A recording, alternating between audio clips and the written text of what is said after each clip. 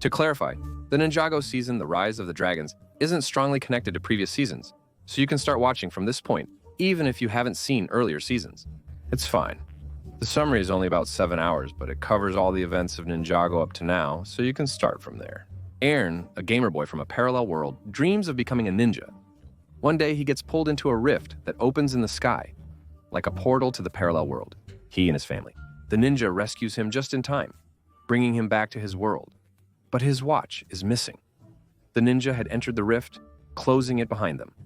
Moments later, a massive explosion occurs, revealing that a malfunction caused all parallel worlds to merge and fuse into the world of Ninjago. Eirin is now alone without his parents and doesn't know what to do, especially after finding Lloyd's mask. He believes the ninja may have died or disappeared and decides to continue their mission. But first, he must learn the way of the ninja.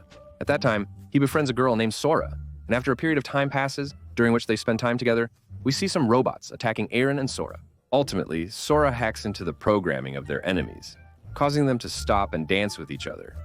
Eirin and Sora then return to their home on a building rooftop, where they remain for some time. Their situation is clearly very difficult. They're building a robot to participate in a big race.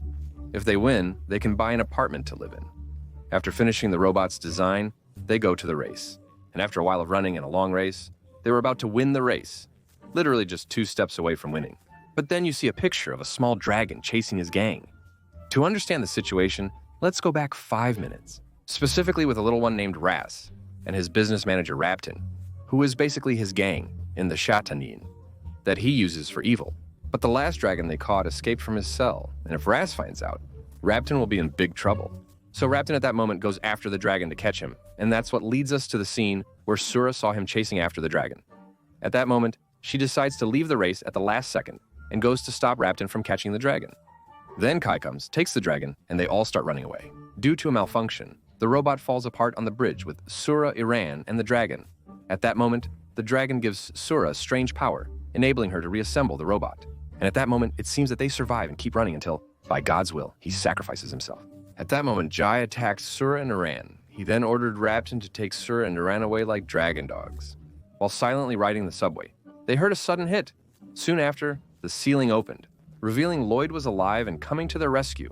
Lloyd started attacking Raptin's soldiers alongside Eirin. Noticing Eirin's self-taught ability to do spinjitzu, Lloyd kept Raptin and his soldiers occupied while Eirin went to free the others. The dragon that gives a strange second power to the image as well, but she can't control her powers and ends up helping all of them on the train. Lloyd is surprised by the image's claimed power from the dragons. While not a power for victory, it's still a strong power at its core, the power of love, friendship, and support. Eirin in the image informed Lloyd about the dragon Ras and his desire to kill him and his mind. Lloyd brings the image and Eirin to the training center. He informs them that since the Majninji Jajo the ninja incident, they've lost contact with each other. Lloyd has been attempting to contact them since then, with only the ship remaining from their influence. The engine isn't working, but Sora, a programmer, starts fixing it while Lloyd discusses the day of the fusion incident and the neomium. The day was going very normally until he met Master Mo, who kept saying, "How is this possible? How could this happen today?" The situation was strange to him, and he couldn't believe what had happened. He was clearly afraid, and before he could explain anything, something happened. A hole appeared in the sky, and Lloyd tried to save people like in the first episode. The hole closed, causing an explosion.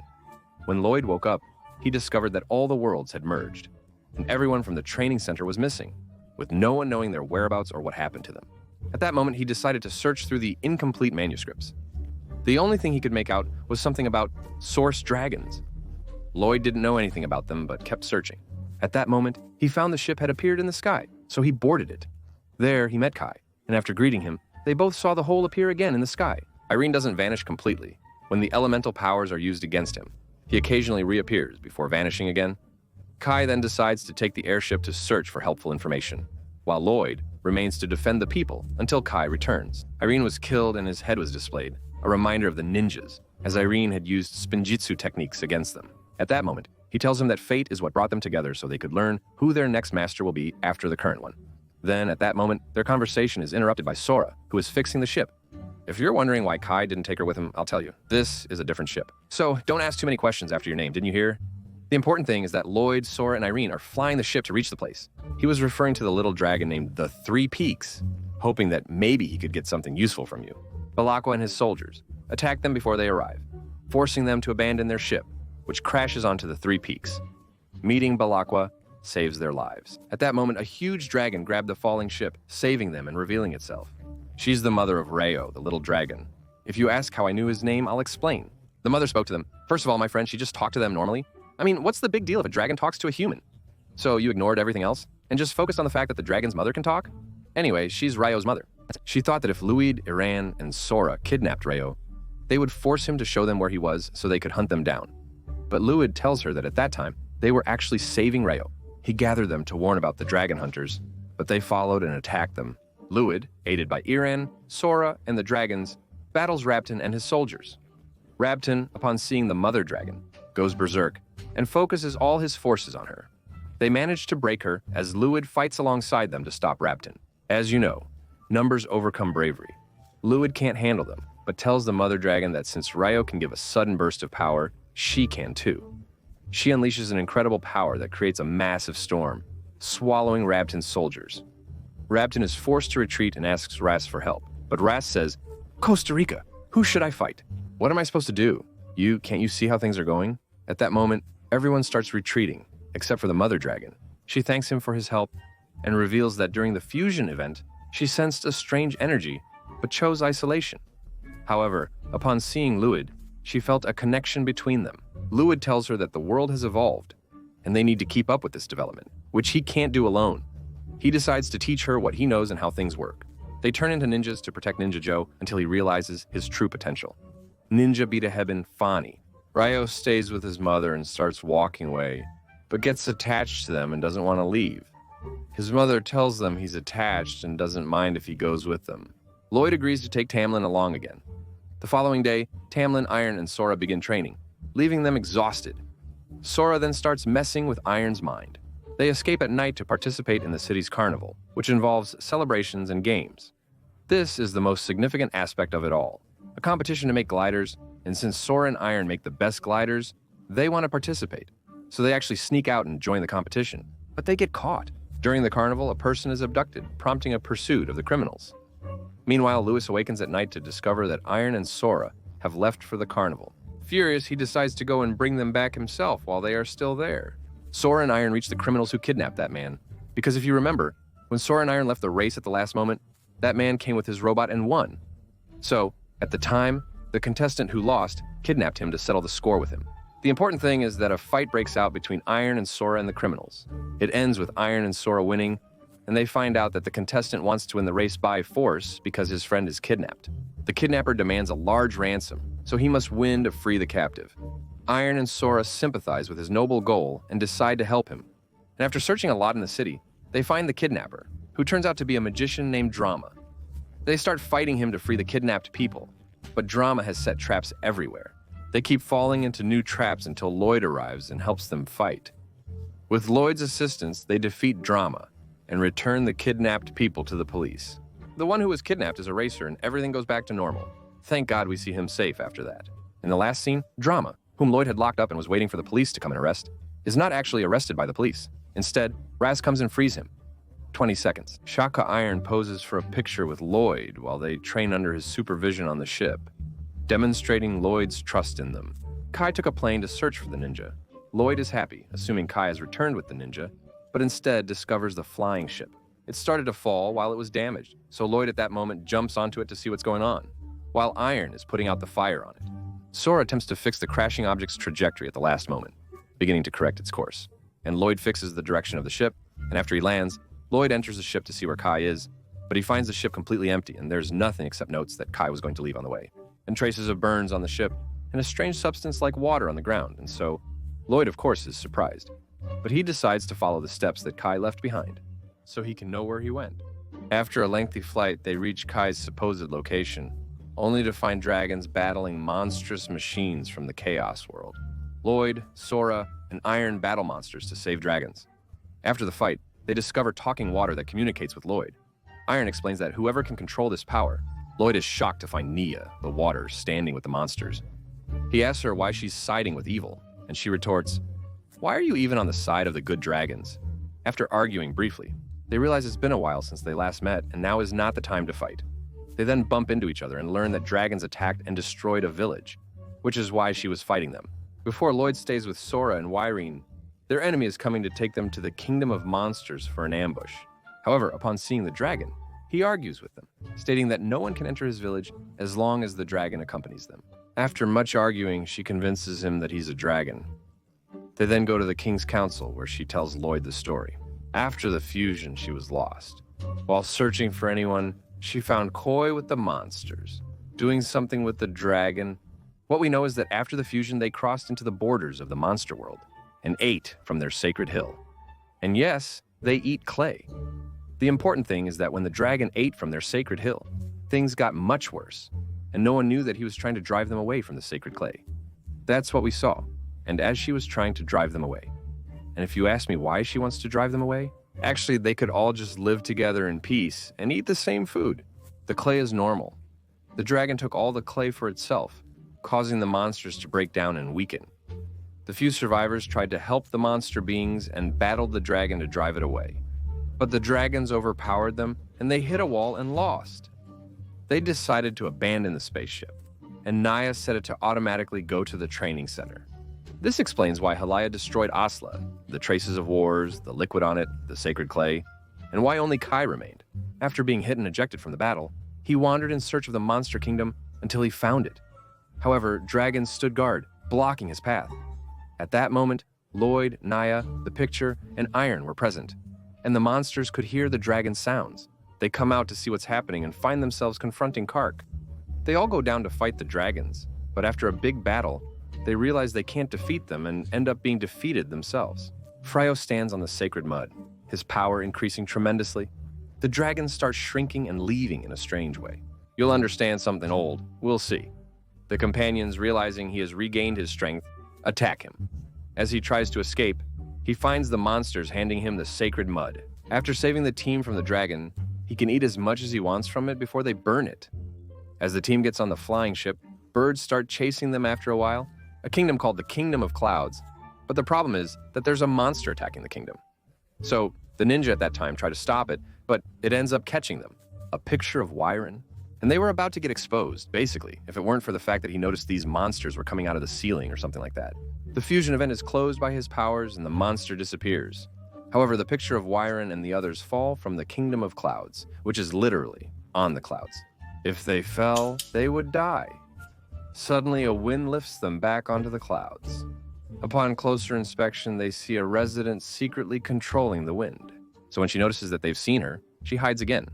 Anyway, the important thing is that the ninja are happy because they're meeting the king of the Kingdom of Clouds. And if you don't remember, this is the kingdom where the people write or shape destiny, meaning they literally write fate. This is the kingdom where the ninja acquired the future-revealing sword in the season about Nada Khan, if you recall. Angel Saida departs from Sora and Eirin, heading to the library. Since everything has been documented, information about the merging event and how it occurred should be available there. They remain there, with a worm bringing them necessary information. However, a thing called Red traps them like a spider's web, spinning and ensnaring them. Sora and Eirin confront the Lady of the Winds, who controls the winds. In my opinion, he shouldn't have died while being the Lord of the Winds. So Saban Alfala is dead in Season 5. When a Lord of an element dies, they choose a suitable inheritor for the elemental power. Here, the Lady of the Winds has inherited the power, but doesn't acknowledge it. In the Kingdom of Clouds, a law becomes evident. Having power is not enough. One must also believe in destiny. Before they could finish talking, Bilawa's watch monster returned through the gap, striking everyone. The people of the Kingdom of Clouds could only write aimlessly in response. He rushes to the library to save the ninja, but finds them hanging by their mouths from the ceiling. As he starts to free them, the worms wrap around and even wrap up gifts. The situation becomes chaotic in the kingdom, especially when Lady Cloud attacks the monster to end it. Sora, powered by Rio, joins the battle against the monsters alongside the Windwatch. Arrives with the freed ninja, thanks to the power of love and friendship. The ninja director suggests inviting the monsters to close the gap, and the narrator is happy to hear them clearly.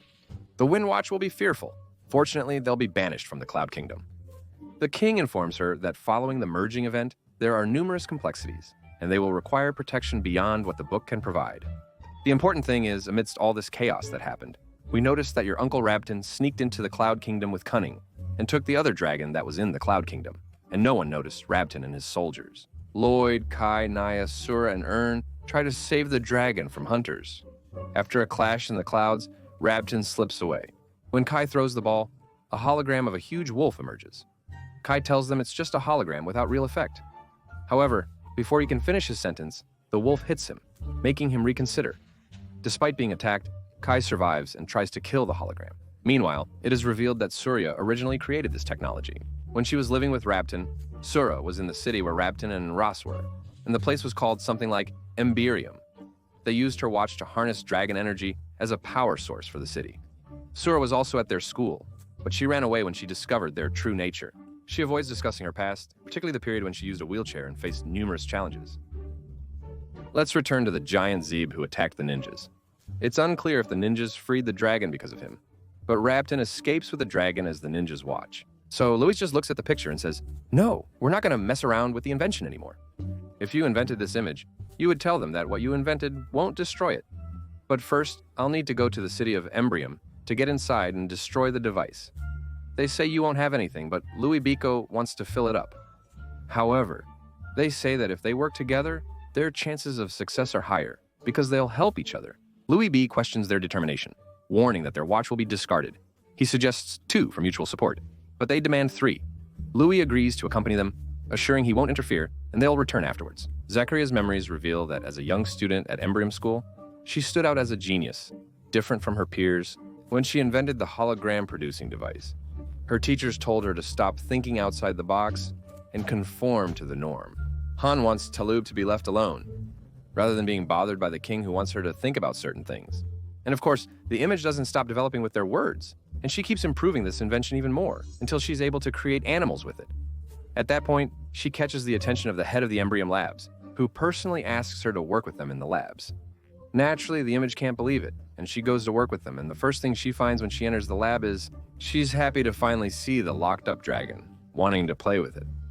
However, it doesn't take long until when she discovers they're extracting energy from the dragon, often until its death, through a difficult process that causes the dragon immense suffering. Sora refuses to reveal her true name, as the only information provided is that the dragon she saw in the lab is called Sora. Her real name remains unknown. I don't know, I didn't see her identification card. What's important is that Sora refuses. Shocked by what she saw, she ran crying to her parents. However, they insulted her, expressing shame that she missed an opportunity that was right before her. She could have worked in the biggest laboratory in the world and served the great kingdom called Embryo, but she decided to stay in the shadows and run away because of a few monsters. Their name is Dlan, and what does that mean? It means basically they just treated her like an animal, only giving her food and nothing else, and they prevented her from getting an education. Sura, shocked by her family's behavior, decides to run away from the city. She calls herself Sura, meaning orphan, someone without parents. So let's go back again to the friends of Lamine, Dalweed, Sora, and Eirin, while Sora is telling them that she changed her mind. We can't go to Embryo because the authorities here have become very strict. They even arrested someone for making a mistake in the musical note he was playing. So imagine what they would think of them. Of course, they would think about what they're doing, so now he suggests to them that every Embryo is fortified. With this correct assumption, it definitely means they don't have guards, so we can sneak in from there. But if that's also wrong, and the correct assumption is that it's secured, it also protects against breaches. So what do you think that means? The robots of the Embryo Kingdom follow them out of the sewer into the Embryo Security Center. At the Security Center, they request access cards to enter the laboratory. When they make the cards, guards approach them in the corridor and demand their identification cards. They hand over the cards, and the guards say, "You're lucky this time." The guards then state, "You were in detention, not just to ask him, because they weren't wearing a cap." Today, the Empress ordered that everyone must wear a cap. Afterwards, the guards detain them. Farawi then attacks the guards, while Luid and Wern help him. Masura sneaks into the lab to destroy the device, only to find the lab head and Witness waiting for her. The lab head reveals they anticipated Masura's actions and have made hundreds of copies of the device to use, much to Masura's surprise. But there's a simple problem. We don't know how to activate them, and we need to activate them. In return, this will be the highest position in the Emporium after the Empress. Sora refuses, so the chief brings the dragon Sora, and the magician who was in the last part remains above her. He starts to torture the dragon because Sora, by her lower nature, is forced against her will. She agrees to activate the devices, so Sora pretends to be obedient and sets a trap for the chief and the magician. And she makes the device explode, And at that moment, they get dizzy until the dragon named Sora is freed as well, and they escape from the lab. But she confronts their leader face to face, and at that moment, Sora tells her that she has discovered the power of her element, and that turns out to be the power of technology. Oh my god, you are the power of technology. She can control and destroy all devices around her, but she doesn't. If they let her escape, their leader laughs at her, saying, "Elemental power? Who are you with your power?" While you're just sitting there controlling machines. Sora starts questioning if he's right. Immediately, he attacks her with basic ninja moves, upsetting and frustrating her. They take her away, and Sora is brought back to the lab like a dog, confined to a test tube, unable to do anything. Razat encounters Beiji, who informs her that they will torture the ninja girl until she activates all the devices. They proceed to torture the ninja girl. Sora, against her will, starts activating the devices. After a while, when she finishes the first device, they stop torturing the ninja girl. At that moment, Sora realizes what she's done and that this is how she's going to betray them. The Empire Kingdom is extremely powerful by nature, and they're capable of hunting any dragon, including the ninja girl herself, the one from the source. And why is that? Sora named the ninja girl with black eyes. Honestly, is there any money in this? Where does it happen? Would Lloyd and Eirin even do this? Eirin remains in the lab, constantly aiding Empyrean's citizens. A family amazed by his abilities halts him so he can educate them, just as Lloyd does when recounting the origin story. Lloyd overhears soldiers discussing a dangerous new fire prisoner, leading him to believe they've captured Kaiji. He rushes to the prison and opens the cell, only to discover the new prisoner is someone else entirely. A girl with a meaningful name discovers she possesses the ability to control fire, similar to Kai's power. Disguised as a soldier, Lloyd is mistaken by her as a prison guard and attacked. Lloyd attempts to clarify his identity as Ninja, and that he's not from the Empyrean, but she ignores his explanations. She's determined to kill him by any means, until real soldiers arrive and attack her. That's when Lloyd saves her, and at that moment she starts to believe, or at least realize, that he's not evil and that he's on her side. Anyway, she and Lloyd together deliver a blow to the soldiers, and after they defeat them, Lloyd tells her, "Come on, let's run now." She refuses to leave, insisting on saving her family first. They reach the cell and open it, revealing a dragon named Floyd. Lloyd is impressed that she saved a dragon. She then reveals that Floyd is her family, the one who found me in the wilderness and raised me until I grew up and discovered my strength. But the Empire of Empyrean kidnapped her and imprisoned me when I tried to save her. During the conversation, she informs him that Empyrean abducts dragons and drains their energy until they perish. Farid then tells her, "Let's free these imprisoned dragons before escaping." The key point is that they begin by opening the cells containing dragons, which then break through the wall and escape the lab. And the only way for them to escape from Empyrean is to go out through the main gate, because there's a barrier around Empyrean, and they didn't know they could fly out of it. While watching her watch, she finds that the family teaching them this hates dragons, and when they grow up, they want to join the Empyrean army to kidnap the dragons. And of course, it doesn't take long before they discover that Eirin is with the dragon Ryu, so they want to capture her. But Eirin sees Lloyd and Wildfire. They escape along with the rest of the dragons, and she seizes the opportunity to escape with them. We don't see what happens next. General Rass instructs the commander to bring all soldiers to the lab. Upon their arrival, he provides each soldier with hologram discs to ride and search for the escaped dragons. After that, she uses the image from the scientist and the magician, and she hits the scientist with something on her head. After a fight with the magician, she defeats him and puts the image, then goes to Amina Eirin and puts it with her, along with Wildfire. Anyway, he takes them back to his house again. At that time, a fight breaks out with the wolves, but the wolves are very strong and they can't handle them at all. When Sora tells them that she made the hologram, but she left a flaw in it, it turns out that if they activate all the holograms at once, the flaw is that Rio will use his power in front of the holograms, so they will all be wiped out. But the problem is that Rio is already exhausted. In the middle of the crowd and the family, those who were with Eirin revealed themselves and are now going to join the Emperor's companions. Lloyd instructs Sora and Eirin to catch up while he stays behind. His golden soldiers are defending. Eirin and Sora discover Rio is imprisoned by the Empress, and rescuing him is impossible. Nana is draining his energy, and they'll die as a warning to the ninjas not to stand against her. Meanwhile, Alma prepares to drain their life force. At that moment, Rio is seen with Sora and Eirin. They're asking about the governor's palace and have no idea what to do at all. So they contact Lloyd, who decides to take the dragons and Wildfire and attack the Empress's palace to distract her and Rasa Bal Mochlin, so Sora can save them. Rio Kai plays PlayStation at his training center until the power goes out. He then hears a strange, indecipherable whisper. Kai enters the elevator, which rapidly descends. He finds himself with Fina and the gang in a strange, abandoned temple. A yellow light whispers incomprehensible things, and Kai asks, "What is this?" You see, you just find a ghost or something. And from what he saw, Kai decides to follow that ghost. But after a while of walking, that light suddenly disappears. He finds Nia in front of him at the training center. Startled, he asks, "What brought you here, Nia?" She's also surprised and asks him the same question. To the Cloud Kingdom? We discover that the ghost experienced the same thing and was trapped until meeting Kai in the strange place they're in now. There, a flower appeared above a machine under a yellow light, and she entered it at that moment. The Master's voice reveals that the machine must function, leading Kai and Nia to understand the connection to the Master and the necessity of operating the machine. After turning it on, a loud sound emerges, and it starts breaking down. Zane then appears from within, and he doesn't remember anything at all. The last thing he remembers is when there was the incident of merging years ago. Anyway, he cuts off his own words. Lloyd is sending a distress call to he, Nia, and Kai, asking for their help. A group in the Empyrean, Sora and Eirin, are caught before they can free Ryo and Lloyd. At that moment, he and Wildfire are defeated, and it looks like they're going to get caught. But suddenly, they find a strange underground temple that emerges from beneath the ground without any warning. Konzar or Momin find it at that moment. Zane, Nia, and Kai emerge from a temple in the Kingdom of Empyrean. Though the narrator admits to not knowing how they managed to do so, I don't get it.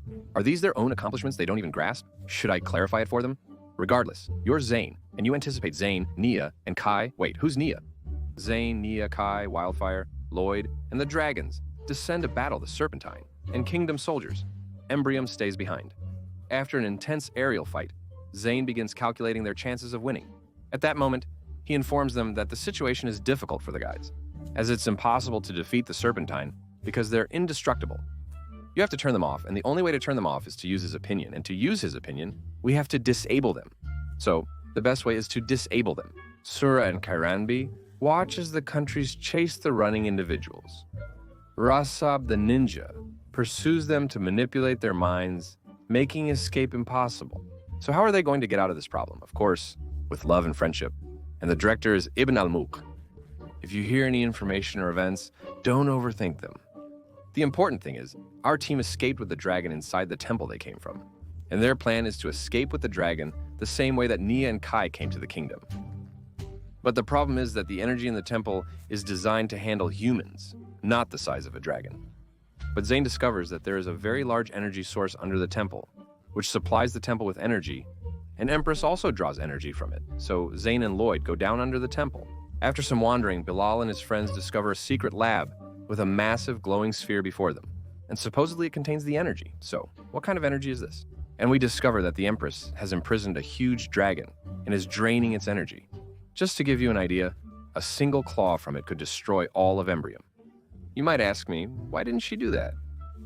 I'll tell you, first of all, you're the director.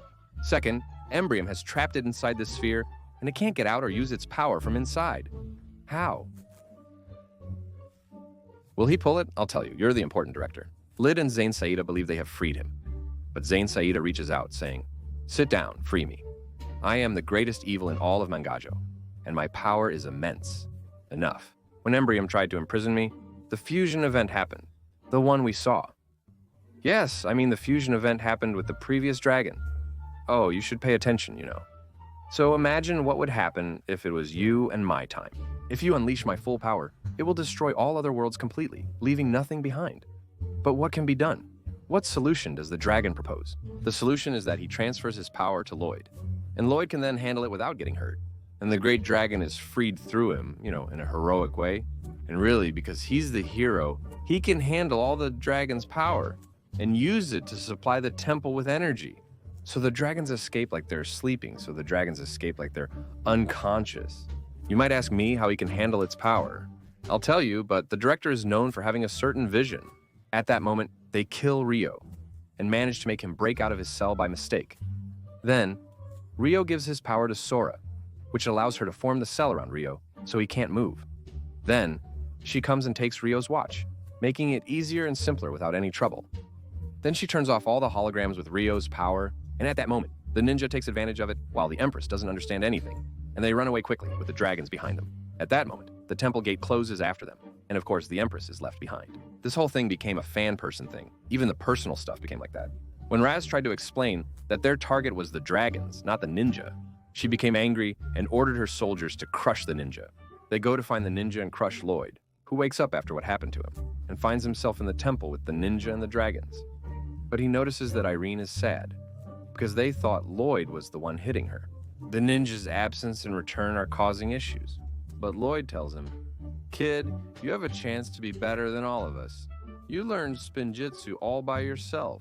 After that, they help people affected by the cracks appearing in the sky. Using the dragon's power, they close the cracks and then return. The training session resumes, but wildfire spreads uncontrollably, causing a problem. No, not like that. The guy's trying to tell her to go to the bathroom, but she already understands. If you train in the open, you won't make a mess anywhere. Away from making a mess. In this disgusting house, we see it sometimes like the one that gathers the ninjas. He informs them of a major disaster, except that it's the earthquakes caused by the cracks that appeared in the sky. Their strength is increasing day by day, and the places where they appear are also increasing. This means that it's very likely the whole Earth will experience an earthquake that destroys everything. So the ninjas tell Zane, it's good that we know in advance so we can solve the problem. Then Zane asks, how are we going to solve this? So Zane tells them what the solution is. I have gathered you all here to share some inevitable news. We are all going to die.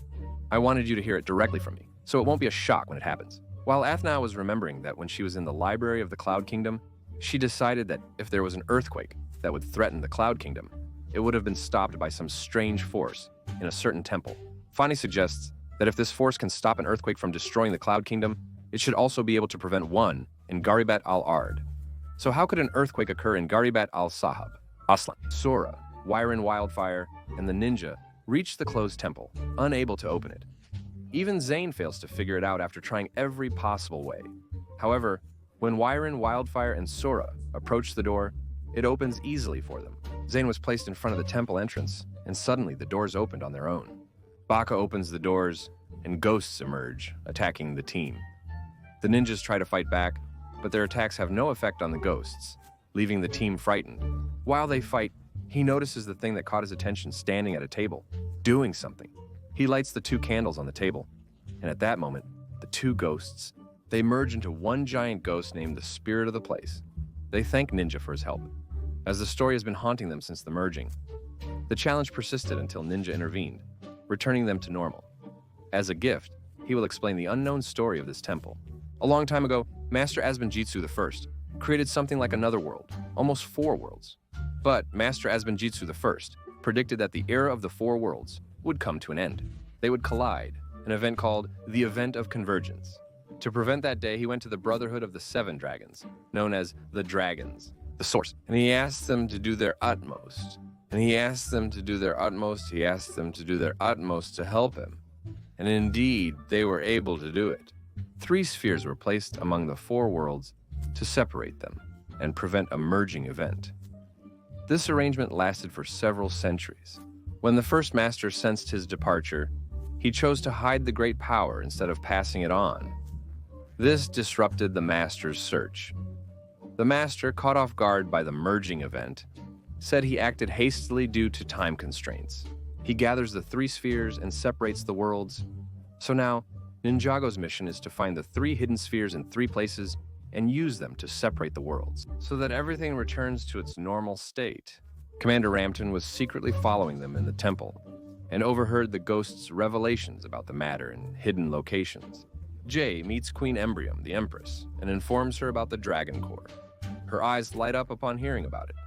And he said when we assigned him the mission, because if they're able to get their hands on these cores, they'll be able to harness their incredible power for energy. I swear to God, I swear to God, I swear to God, I swear to God, by Almighty God, please, Hollison, I swear to God. For those who lose it with Debbie, if they're able to get their hands on these cores, they'll be able to harness their incredible power for energy. The limit is that you keep talking to the ninjas, who are gathered, and they determine where the dragon cores are on the map. And now there are 3 dragon cores with the ninjas. He then divided them into 3 teams, Lloyd and Eirin, Kai and Wildfire, and Nia. There are also pictures of Timina and Rio. As for Zane, he will stay at the base to protect it. Eirin and Lloyd board the flying ship, and they use the travel time to explore Irene's elemental power.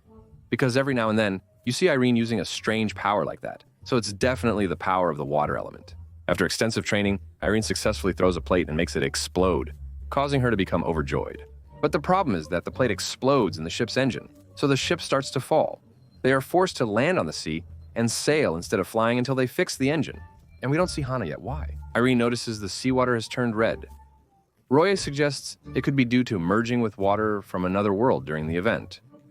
Or maybe someone just has a stomach issue. Before he finishes talking, he's on the shore of a city of serpents. Roye asks for help fixing the engine, but the serpents seem ready to attack. Before they can escape, a huge sultan emerges from the water and attacks them. And after a little bit of fighting, Roye realizes that he barely escapes from them, and they go back and sail again in the sea. And after a little more sailing, they find the water leaking again, and they find another city, but this one has people. The people seem peaceful, so Roye and his friends focus on the civilized side and ask them to fix the engine. At that point, the mechanic tells them, "Sure, but there's a small problem. To fix the engine, I need to go back to my shop." The problem is that his shop is in the city of the crocodile people. We learn that this city originally belonged to the peaceful humans, but the crocodile people attacked them and forcefully took over their homeland. The workers are being controlled by the crocodile people's leader via the crown on his head. Floyd expresses disbelief at the situation, questioning how it could happen while he's there as Imani. He declares his intention to run away and fight the crocodile people, though it's unclear who they are. "I'm going to escape and burn." "Burn what?" "I'm going to escape, fight the crocodile people, and bring your hero back to you again with my own eyes, both of them." Loid returns to the city of the crocodile people after defeating the humans, sparking a great battle between him and the crocodile people. It ends with Loid knocking the crown off the chief's head. The chief then stops the fighting and thanks Loid. He freed them from the control of the crocodile people. What's that? It's revealed that the crocodile people are being controlled, not in control. Loid, the crocodile people, and the humans join forces to attack the crocodile leader.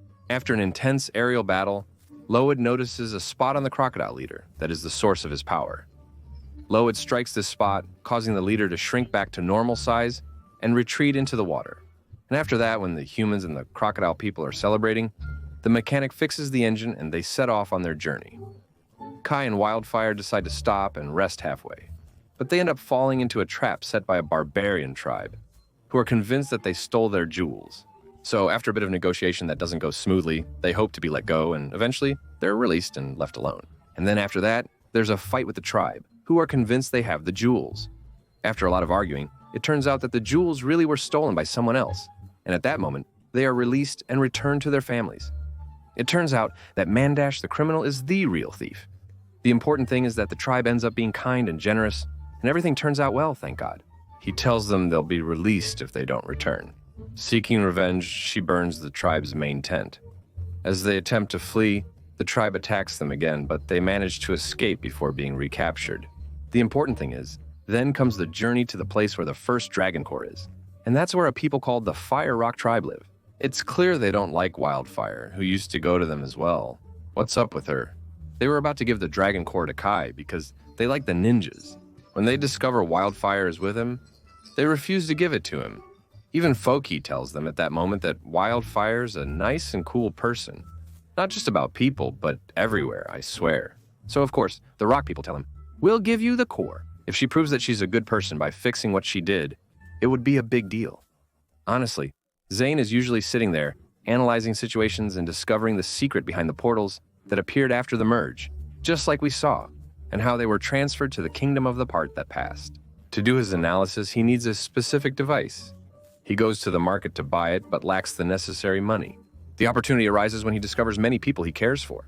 A contest is being held for someone who looks like Zane, as people believe he is missing and are unaware of his return. Zane's eyes sometimes light up, and he occasionally becomes emotional. The plan is for him to enter the contest disguised as Zane and win, using the prize money to purchase the device. But the strange thing is that when Zane participates in the contest for Zane lookalikes, he actually loses the contest, believe it or not, and he doesn't even come in first place. This reminds me of a story about Charlie Chaplin. He entered a lookalike contest of himself but didn't win. It's quite humorous. Anyway, the important and nice thing is that the prize for third place is a free appliance from the appliance store. He uses the coupon to get the needed appliance, showing that you are not in need, thank God. You win first place so you can do whatever you want. The director might let you do whatever you want, and that's totally fine. After that, he returns to the training center to collect the research but receives no award. He wrote, "Why me? The hypothesis is from the beginning." Okay, Loid and Eirin arrive at the place where the first Dragon Core is supposed to be, and it's on top of a strange rock. It's like that in the clouds. It's enough for me to tell you that the plant grows quickly in it. The important thing is that Eirin easily finds the core's level in the clouds, and he wants to take it. But Loid at that moment asks him what he's doing and tells him that they can't just take it and run like that without asking for permission. The creatures that protect it, even if they're not present right now, actually, the important thing is that at that moment, the creatures that protect it, which are kind of like snails, come out of the ground. She tells them that they passed the test, which was basically about whether they would steal the ball or not. And on the contrary, the balls were just balls, easily. And when they find out that Rampton met them in the first place, and the bad guys tried to steal the ball, that's when it happened. The snails, the snails, the snails. I think the snails were the most influential, so they programmed the Kingdom of Empyrean behind them. But an important point before they leave is that they know these snails will lose their snails. Rampton and Lloyd, why do you want to get rid of them? He has to watch over 8 of them, and Nosabi can't. Sharir, Imat, Manny, Axfrom, and the Larone. I wish Rampton, he has to walk in a path called the Impossible Path. It's all traps and difficulties, and Lolo is building in Lolo. Najee Rampton, definitely, and Lolo. He died before he could even make it. Before the mission, come on. And they get out from the other side in a second, very easily, because the road is empty. Something other than salt, really. I mean, even if you ask me. The salt of the snails is impossible for them, Abu al-Sahaba. So, the land covered with this salt, if the snails just touch it, it will harm them. So, it's impossible for them. The important thing is that Rampton gets freed, and the first thing he does is run away with Enloyd. I mean, the important thing is, after that, he takes the Dragon Core and runs. And of course, they chase after him. At that moment, they find 2 guys in suits who electrocute Rampton and take the Dragon Core. Lloyd and Eirin jump into a portal, following the others who entered before them. Guys, I don't get why we have to go through this every time you take the Dragon Core. It's exhausting and forces us to relocate. Why are you complicating things for us? But all we can say is that after they collect some sweets and fix what he did, the rocks start coming out and they say, "We've never given you this thing, the Dragon Core, before." Later, as things worsen, the Fire Tribe confronts each other. They approach Seiji, calling him a monster and demanding he leaves. At that moment, Seiji uses his power, kills them and scolds them, not giving them a chance to escape. The Sorcerer and Empire Kingdom soldiers took the core from Kai and the Fire Tribe, prompting them to fight back. During the battle, he aids the Fire Tribe. These are the Fire Rock creatures, but the problem is that they also don't want to give the Dragon Core to Lloyd. And, Lloyd who? I mean, should we tell you about Kai and Wildfire? I'm saying, what's the matter? It feels like something is going on there, just like that. One thing after another. Between the Sorcerer and Kai, the rocks are accidentally destroyed by fire. The rocks keep growing larger and larger until either they stay on the basic platform, but then the Mother Dragon intervenes, hits the rocks, and helps her offspring. Wildfire. She took a Dragon Core, taking as much as she could. The problem is that the offspring recover and return to her side to protect her. We discover that the Dragon Core they possess is a fake, and the real one is with the Sorcerer who made the switch. What's this nonsense? We're relying on the heroes of Hubble. I promise the story will continue with the heroes of Hubble. When he arrives at the supposed location of the 3rd Dragon Core, he is shocked to find it missing. At that moment, she takes a picture in the nearby temple. She might find information using her jewels, and if arranged correctly, they could reveal the Dragon Core's location. However, she doesn't know the proper arrangement, and that's the end of it. Before they leave the temple, we notice that she draws a strange symbol on Nia's hand and takes a picture. Anyway, they leave the temple. Immediately after leaving, they find 2 ghosts following them. The ghosts throw her watch at them, but being ghosts, it has no effect. The ghosts attack Nia and the others until they manage to escape. So at that moment, her dragon watch glows on them, and it comes and takes her, Sara, and Nia, and flies them away, putting them in a cave so they can rest. When they wake up, they enter the cave. And then a genie appears, named Arakul. Well, I'm not sure if that's his real name, but let's just go with it. The important thing is, he's the one who shows up and says he knows the dragon. Sara is from the same original world, and that's why Sara brought Nia and Sara the human to his cave. And if you're wondering how there's a genie, even though the world of the Jinn, Jano Jaja, was destroyed in our series, Dakan, Arakul was on a mission in another world when his own world was destroyed. While he survived, he experiences depression due to the loss of his home planet, despite being generally happy. And since Jana Hoga, the crucial point is that it was destroyed, eliminating the power. Additionally, no one loses any rights or hope. And when he sees her watch, a picture and intention, he knows from the sign that they were cursed because they played with the jewels and did something wrong in the temple. So, at that moment, the curse struck them. And that's why the ghosts attacked them.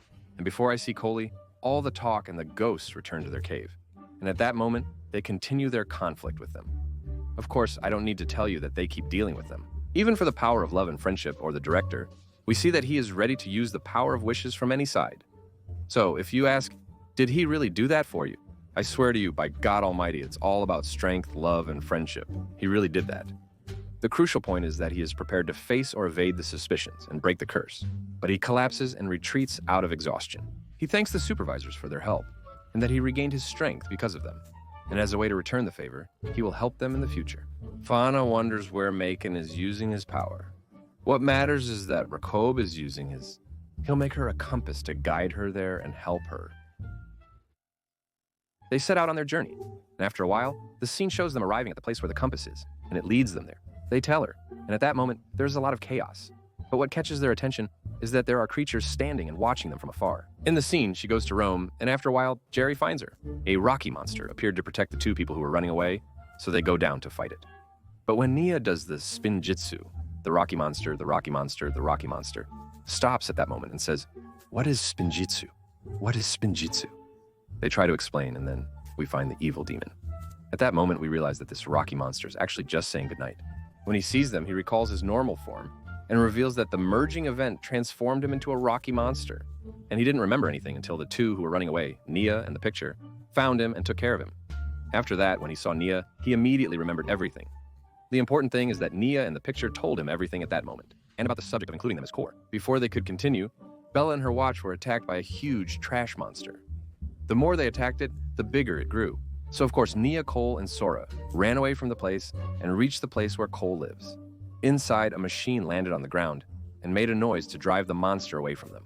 Sora and Nia found Bella inside the machine with the dragon core within her.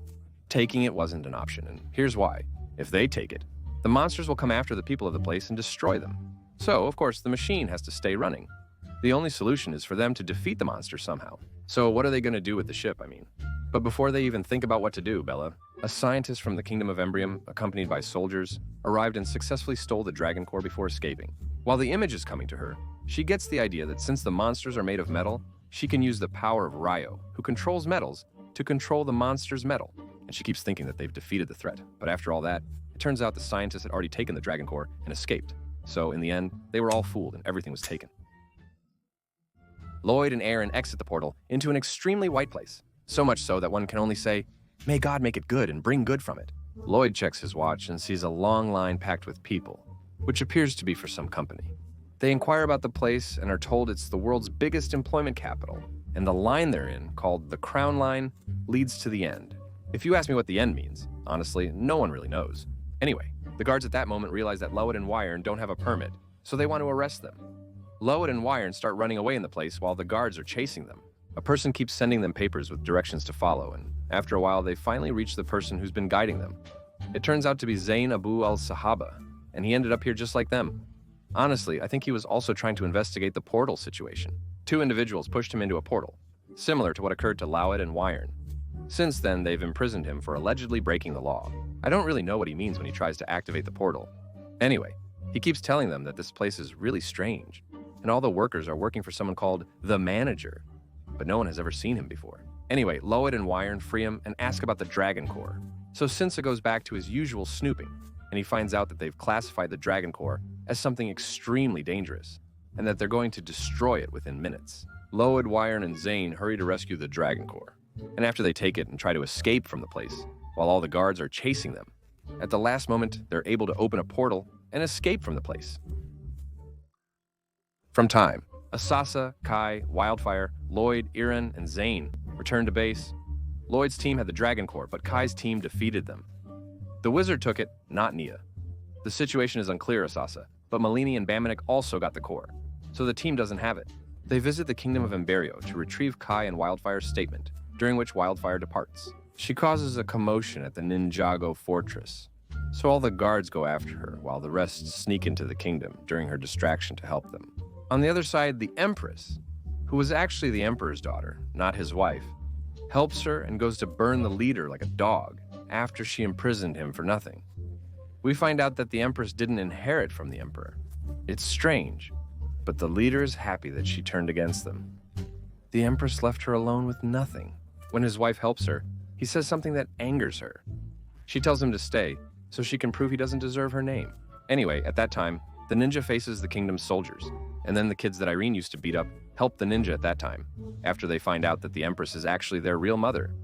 Anyway, at that time, she becomes the Empress. She becomes a giant cloud. She took the Dragon Core, and she's trying to use it as a destructive weapon that will shake the Earth. I mean, literally, she's going to use the Dragon Core to shake the Earth. But the problem, as you know, is that the Empress has 2 Dragon Cores with her. But from the story, there are 3, and now she needs the 3rd one. So she can activate the weapon. She's thinking, should I or shouldn't I get the 3rd Dragon Core? No, you shouldn't go after a Dragon Core.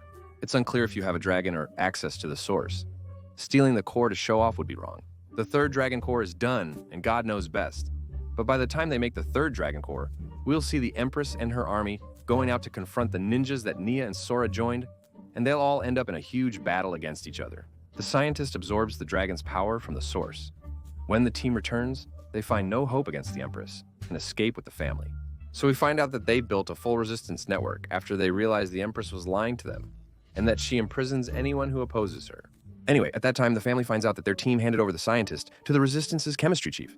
But it turns out, who was the scientist's father, really? Rambatar, son of Wu. And of course, you probably don't understand anything, but listen, my friend. Whenever you don't get something like this, just ask me and I'll explain it to you right away. I mean, Rambatar, you dog, you son of a dog. Rambatar's the son of Wu and he's fighting dragons. But for him, the Empire went out of control and it had to stop at that point. Ramton says the Empire's power stems from the people's loyalty, so turning the people against it will lead to victory and prevent the Empire's destruction. The important thing is the picture. At that moment, every screen in the Empire will display videos of the Empress, insulting the people and admitting she lies to them, believing they're fools. The people will then turn against her and side with the ninjas during the attack. The Empress, Rajel Kul Thalatha, the scientist capable of creating the weapon, hands it over to the Empress. She uses it, declaring that she will make a hole in the sky. Zalzal finally understands in her own way, and Shahrabanat's actions make her strength overwhelming. As for the ninja they're fighting, besides the fact that they're trying to save the people from the Empress, in the final battle for Asla, there are many twists due to the Empress's recklessness, causing vulnerabilities. Sasa ensures no one is left behind, including herself. Amidst the chaos, Raz exploits the situation and escapes from prison, which would typically be impossible. Does Musa get rid of the ninja without the power of love, friendship, and all that stuff? By having the Empress wear a suit that looks like a samurai in the picture. With the power of love. In Friendship and Fun, when she finds her watch, she harnesses its elemental power, which controls the Empress's suit. The watch transports the suit to a market near an open alley, and she vanishes. God shields her, and they're ultimately free from the Empress. However, a greater threat looms, the ubiquitous villain, she and he who will consume all worlds entirely. Their watch is with the clouds. The holes unite into one great anger that devours all these worlds. The main exit hole, and later with the power of love and friendship. The director shows an image of a woman inexplicably growing bigger, becoming fast and strong, leaving you confused about the source of her abilities. Also, now, Baghdad Ninja has only a few hours left, and she escaped through the sewers. They pray that they can catch up with the people who are escaping. Anyway, Lloyd now takes the 3 translated cores and puts them in front of him, not really understanding what to do. Now, I just want to kick back and let them figure it out. They're creating their own worlds. Now, it's just a matter of hours. He has the idea that he can absorb their powers, kind of. I mean, he absorbs the power of the Source Dragon in the previous part, and indeed, he starts to absorb the power. At that moment, he gets separated from Luid, and everything returns to normal. Luid decides that with his power, he can prevent the worlds from merging, so he sets out to free the Source Dragon. The imprisoned one, fearing he would destroy the universe, agrees to disappear if Luid gives him the 3 Dragon Cores. Luid sacrifices the cores to save the Source Dragon, and he happily returns again to the training headquarters after he appeared in the picture and said that he is the ninja's mentor, and now he will continue to train them to control their powers. In the final scene, Alima meets the escaped General Ross. They discuss plans to control Empyrean and then the world. Ross reveals his master has greater ambitions, and the Empire was merely a means to an end. And it's clear that Ross won't stop here. And that's the first season of Dragon's Rise. It's over, so if you want us to continue, let us know. Support the video by subscribing, and hitting the subscribe button and what's this? No kidding. And subscribing isn't the point. Anyway, this was with you, Haduda.